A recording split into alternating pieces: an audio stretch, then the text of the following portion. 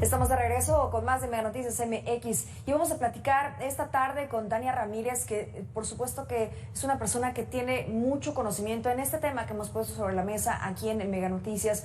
Es la desaparición de los niños, niñas y adolescentes. ¿De qué trata esta situación? ¿Cómo estamos en nuestro país? ¿Qué están haciendo las autoridades si se necesitan fortalecer los protocolos para poder localizarlos? ¿Cuántos de estos son localizados? Y bueno, muchos temas más que vamos a estar abordando. Ella es presidenta de la Red de Derechos de la Infancia en México, Redim. Gracias, Tania, por estar con nosotros. Y bueno, hace unos momentos, y esto fue porque me llamó mucho la atención, nos decía mi compañero José Asensio de allá de Michoacán, que no está funcionando como tal la alerta Amber en el momento en el que una niña, un niño, un adolescente desaparece. ¿Es así? ¿Qué datos tienes tú al respecto? Bienvenida. Muchas gracias, Mitzi. Sin duda, la grave crisis de desapariciones de personas en nuestro país está afectando a niñez y adolescencia. Hay más de 110,000 personas desaparecidas ya, pero algo que no se ve tan a menudo es que en torno al 17% de estos casos son de niñas, niños y adolescentes. Una de las principales problemáticas en mitad de todo esto es precisamente la falta de coordinación entre las instituciones.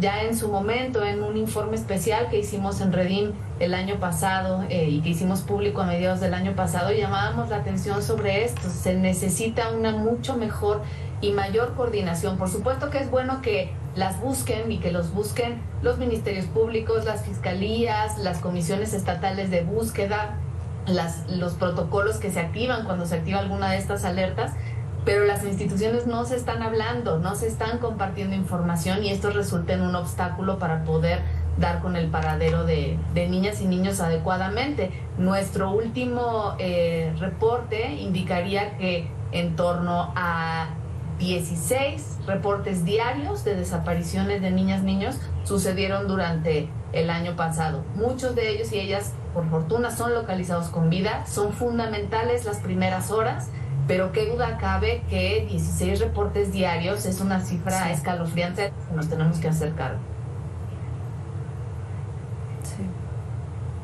Sí, hace unos momentos lo decíamos. A ver, tú nos das esta cifra, 16 diarios o uno cada 2 horas en nuestro país. Ahora, de estos 16 diarios, ¿cuántos están siendo localizados? Tú nos dices que una gran mayoría, pero ¿alguna cifra que nos pudieras dar?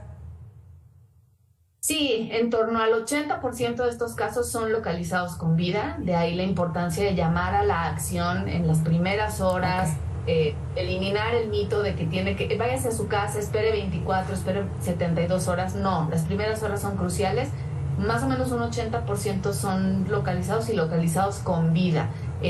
Si pudiéramos también perfilar un poco más quiénes son quienes están desapareciendo más o dónde es que desaparecen más, 1 de cada 5 casos sucede en el Estado de México. También Tamaulipas, Jalisco llaman mucho la atención por su potencia. Y también sería importante recordar que son más las mujeres, es decir, las niñas y las adolescentes quienes desaparecen. 2 de cada 3 personas entre los 0 y los 17 años, 2/3 partes de niñez y adolescencia desaparecidas son mujeres, ¿no? Y de hecho, si analizáramos del global de las mujeres que se desaparecen, 1 de cada 3 tenían entre 0 y 17 años. ¿Y cuál es la constante? ¿La violencia intrafamiliar? Hay distintas causales.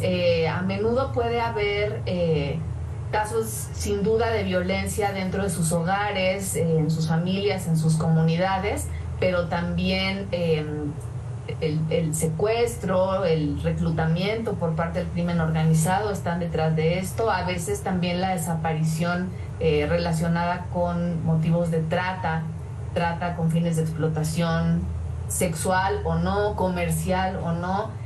Son muchísimas las prácticas por las cuales se desaparece a niñas, niños, adolescentes. No es que ellas y ellos desaparezcan por pie propio, esto es importante decirlo, no se debe de presumir en ninguna investigación que algún niño, niño, adolescente tuvo una ausencia voluntaria, como se le conoce. No, se debe de dar por sentado que están siendo víctimas de algún tipo de violencia o de algún tipo de violación a sus derechos. Y esto a veces sucede por particulares, pero también puede suceder con la acción o con la anuencia de personas servidoras públicas, lo cual implicaría incluso un caso de desaparición forzada, que es una grave violación a los derechos humanos. Sí, esto me parece una de las claves relevantes de todo esto, porque también sobre este mismo tema hablábamos sobre una desaparición voluntaria, un retiro voluntario, por así decirlo. El problema es cuando las autoridades practican este tipo de argumentos y de alguna forma, bueno, no de alguna forma, revictimizan. Y pues lo decíamos con mi compañero anterior, ¿no? Pasó un caso en el que porque desapareció portando un pantalón de camuflaje quiere decir que quería pertenecer a algún grupo malo, porque tenía un tatuaje, entonces también tenía algo malo involucrado en una situación. Y le daba el ejemplo, y seguramente tú recordarás, Tania, esto que fue tan sonado hace algunos años, de un fiscal de Veracruz que decía que las niñas desaparecían porque se iban con el novio. Ese tipo de prácticas y argumentos siguen pasando hoy en día, hoy en el 2023. Siguen sucediendo y por eso es fundamental que abramos esta conversación en espacios de comunicación públicos como este, Mitzi. Ese tipo de comentarios desincentivan a la autoridad de una búsqueda efectiva. Son mitos que hay que eliminar cuanto antes. Además son mitos machistas y que denotan una profunda visión adultocéntrica en donde se cree que niñas y niños o adolescentes no son lo suficientemente capaces, ni juiciosos, ni tienen una comprensión absoluta de las cosas y por eso son manipulables. Esta es una mirada adultocentrista que implica un desconocimiento de qué es lo que están viviendo niñas, niños, adolescentes. Por supuesto que están siendo víctimas de trata, de reclutamiento, de desaparición, a veces también de desaparición forzada, y necesitamos que esto se investigue más, por pensar en cuáles son las áreas de oportunidad, vamos a decirlo en positivo, que tienen nuestras instituciones. Se tiene que investigar más, y esto ya lo dijo en su más reciente informe sobre el país el Comité sobre Desapariciones Forzadas de Naciones Unidas. Necesitamos que estos casos se investiguen a profundidad para poder establecer si se trató de una desaparición en donde las personas funcionarias públicas tuvieron conocimiento o tuvieron algún tipo de participación, porque eso tiene responsabilidades. Si no actuaron, también tiene un grado de responsabilidad, o si se estaba viviendo algún otro tipo de violencia que haya que ver. Pero sin lugar a dudas, dejar estos casos en la impunidad lo único que está haciendo es enviar un mensaje hacia las personas que están desapareciéndoles de que esto se puede hacer. Se tiene que enviar el mensaje contrario, un mensaje de cero tolerancia, en donde cuanto antes se ubique a las personas responsables y se imponga un castigo hacia esta práctica delictiva. Sí, porque si no es una puerta bastante abierta en donde puede pasar esto, puede pasar más y simplemente no pasa nada en el país donde no pasa nada. Ahora, Tania, en el último informe por parte de ustedes de Redim catalogaban esto como una crisis.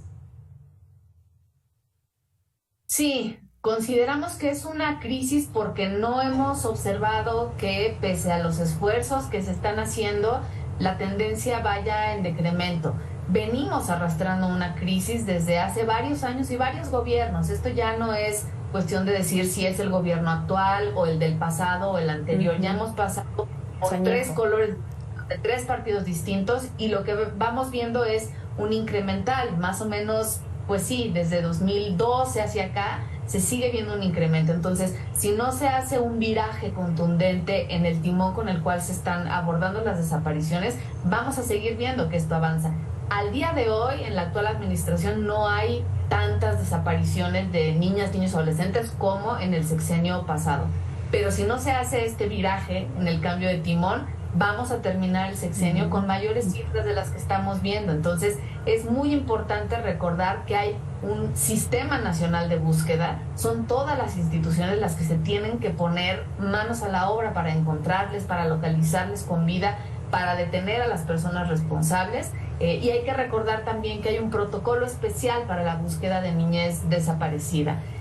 Por ejemplo, no se debe dar por sentada la ausencia voluntaria. Por ejemplo, no hay que dejar pasar ni una sola hora se tiene que pedir y exigir que las autoridades se coordinen en la información y se debe también permitir que las familias hagan parte de la investigación hasta donde esto sea posible, que aporten evidencias, que puedan participar, ser coadyuvantes, que se llama en estas investigaciones. Hay un protocolo especial para esto, les sugerimos, les pedimos que se acerquen a Redim, a los materiales que hemos hecho, incluso tenemos materiales para niños y niñas en donde un pequeño títere, un cacomixtle, chuchi, se acerca a explicar estas problemáticas con niñas y niños y a dar algunas claves sobre qué es lo que se tiene que hacer en caso de una desaparición, qué es lo que se debe suponer, qué es lo que no se debe presuponer. Necesitamos habilitar este conocimiento en el país para detener también desde los esfuerzos de la sociedad esta dura práctica, aunque sin lugar a dudas esta crisis está relacionada con una falta de respuesta adecuada y coordinada por parte de las instituciones del Estado. Sí, totalmente, no se podría pensar de otra forma. Tania, estamos hablando de los protocolos, estamos hablando de las alertas que se emiten, estamos hablando de lo que se tiene que hacer una vez que una niña, un niño, un adolescente desaparece. Pero ¿qué pasa con la prevención? Es decir, en los protocolos es la reacción que se tiene ante el hecho, pero ¿se puede prevenir la desaparición de los menores? Se tiene que hacer más esfuerzos hacia la prevención, sin lugar a dudas, y uno de los primeros esfuerzos y que más resultados nos podrían dar es hablar de esto, por doloroso que sea, hablar de esto ampliamente. En un país de más de 110,000 personas desaparecidas, podríamos calcular que cada persona tiene en su familia o en su barrio o en su colonia alguno de estos casos. Entonces necesitamos empezar a conocerlo, que esto, sin esperar a que se modifiquen los planes de estudio en la SEP, que esto se hable en las escuelas, que estos sean temas que se aborden.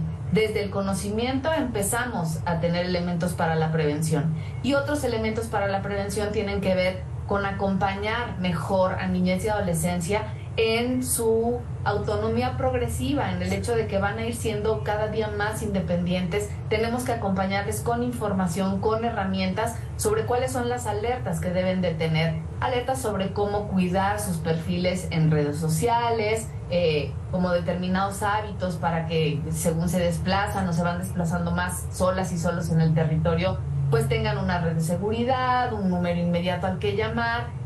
Es robustecer la seguridad de todas y todos, pero creo que también como un llamado a la ciudadanía, algo que podemos hacer para prevenir esto es reaccionar o por lo menos ser empáticos cuando las familias reaccionan. Esto no es una crisis que le pasa a los demás, no es algo que le está sucediendo únicamente a las familias que salen a buscar, es una crisis nacional. Y si reaccionamos en términos generales como sociedad, en esta tolerancia cero, en el momento en el que veamos algo extraño, denunciarlo, no hacernos a un lado, salir a rescatar a esos niños y niñas que a veces se han llevado en plena vía pública, eso nos va a convertir en una sociedad mucho más robusta y con mejor músculo para poder detener estas desapariciones. Voltear a ver hacia otro lado ya no es viable. El día de mañana cualquier familia podría estar contando una historia como esta y es importantísimo que le pongamos un alto inmediato. Esto es bien cierto. Hoy estamos hablando de niños, pero también hemos hablado de mujeres, pero también hemos hablado de los cientos de desaparecidos que hay en nuestro país. Padres, hermanos, tíos, abuelitas, mucha gente que ha ocurrido así, que no ha podido ser localizado, que tienen años en esta situación o que ocurrió ayer o que está ocurriendo el día de hoy y es muy preocupante, se supone que es un país de leyes donde debe de haber justicia y simplemente no la hay, las autoridades están más preocupadas en otras cosas. Tania Ramírez, se nos ha acabado el tiempo, pero gracias, siempre es un gusto poder platicar contigo por estos datos que nos aportas, que ojalá no fuera uno solo y que no tuviéramos que hablar de ese tipo de situaciones. Gracias, Tania. Gracias a ustedes también por el espacio, Mitzi, y poner a la disposición suya y de toda la sociedad las herramientas y los materiales que hemos podido generar desde Redim sobre este tema. Muchas gracias por colocar el tema en el interés público. Así es. Gracias a ti, son los temas que deben de estar en la mesa nacional, presidenta de Redim en nuestro país. Gracias, vamos a la pausa y regresamos.